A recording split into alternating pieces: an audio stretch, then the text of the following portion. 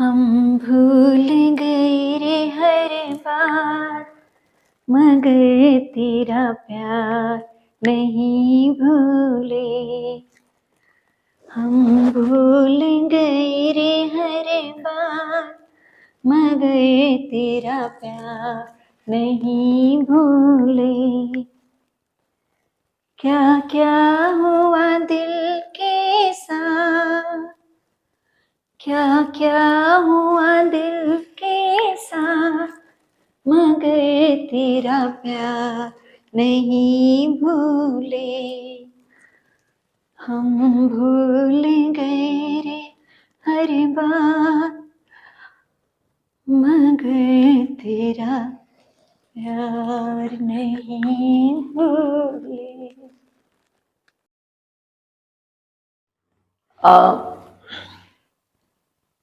रेखा और अमिताभ जी की जो नज़दीकियां बढ़ रही थी, उससे एक शख्स बहुत परेशान था और वो कोई और नहीं, जया जी ही थी। जया जी सोचने लगी कि मैं किस तरह से अपनी गृहस्थी को बचाऊं, कैसे क्या करूं।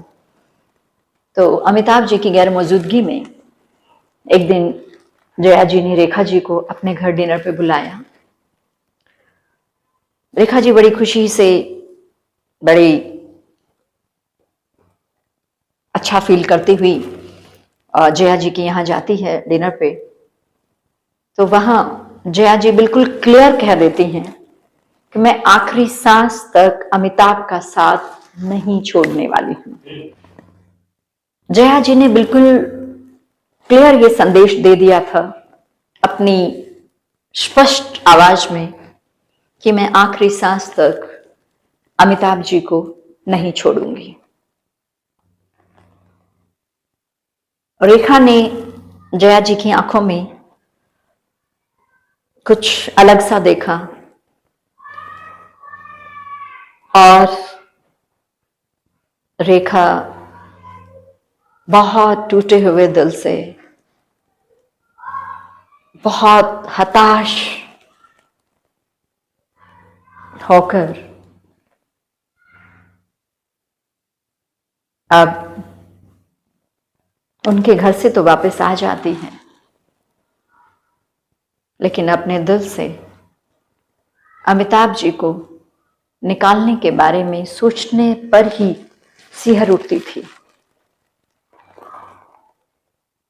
एक तरफ जया जी की वो आंखें, वो कठोरता भरे शब्द रेखा के कानों में गूंजते हैं,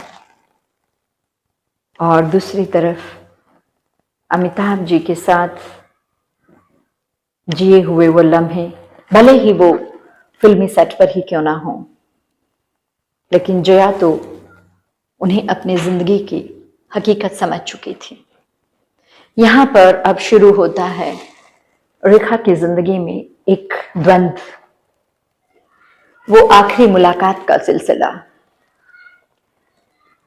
वो आखिरी मुलाकात का सिलसिला मूवी से ही हुआ। सिलसिला मूवी में रेखा के अपोजिट जो डायरेक्टर थे वो अमिताभ जी को ही लेना चाह रहे थे, लेकिन अमिताभ जी हाँ नहीं भर रहे थे, क्योंकि अमिताभ जी ने क्लियर कहा कि अगर जया मुझे यस कहेगी तो ही मैं इस मूवी को करूंगा। तो यश चोपड़ा जी जया जी के पास गए, उनसे रिक्वेस्ट किया कि रेखा के अपोजिट इस मूवी में अमिताभ जी का ही किरदार जो है वो परफेक्ट जा रहा है। तो जया जी बिल्कुल भी रेडी नहीं हो रही थी अमिताभ जी को रेखा के साथ अब कोई भी नई मूवी साइन करने के लिए। जब यश चोपड़ा जी ने अपनी क्लियर बताया कि यस इस मूवी में जो रेखा के अपोजिट है वो अमिताभ जी का ही किरदार सुटेबल हो रहा है, तो जया एक शर्त पर अमिताभ जी को इस मूवी में रोल करने के लिए मान गई कि जया को भी इस मूवी में रखा जाए।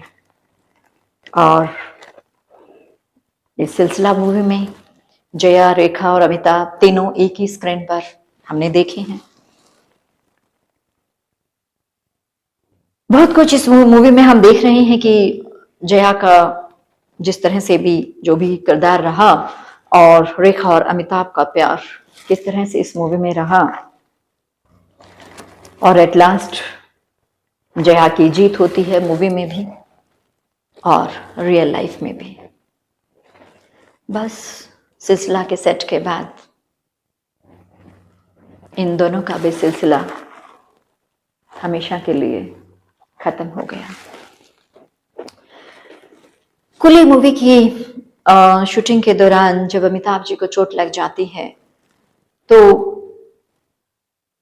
उसके बाद उस चोट से उभरने के लिए जया ने अमिताभ जी की दिन रात बहुत सेवा की और उनकी उस सेवा को देख के अमिताभ जी ने रेखा को पूरी तरह से भुला दिया और जया के साथ फिर से अपना जीवन शुरू करते हैं।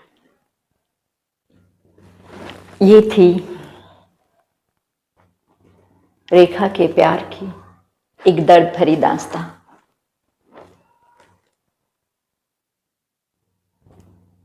वो प्यार जो शायद दोनों के दिलों में आज भी कहीं ना कहीं एक कोने में अपनी जगह बनाए हुए है, लेकिन वक्त, समाज,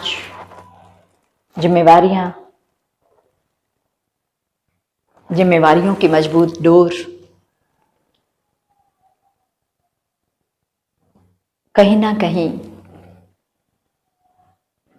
एक दूसरे को देखने पर, मिलने पर नजरें चुरा के निकल जाने को मजबूर कर देती हैं। एक अमर प्रेम है रेखा और अमिताभ का भारतीय फिल्म इंडस्ट्री में, जो शायद सदियों तक जाना जाएगा।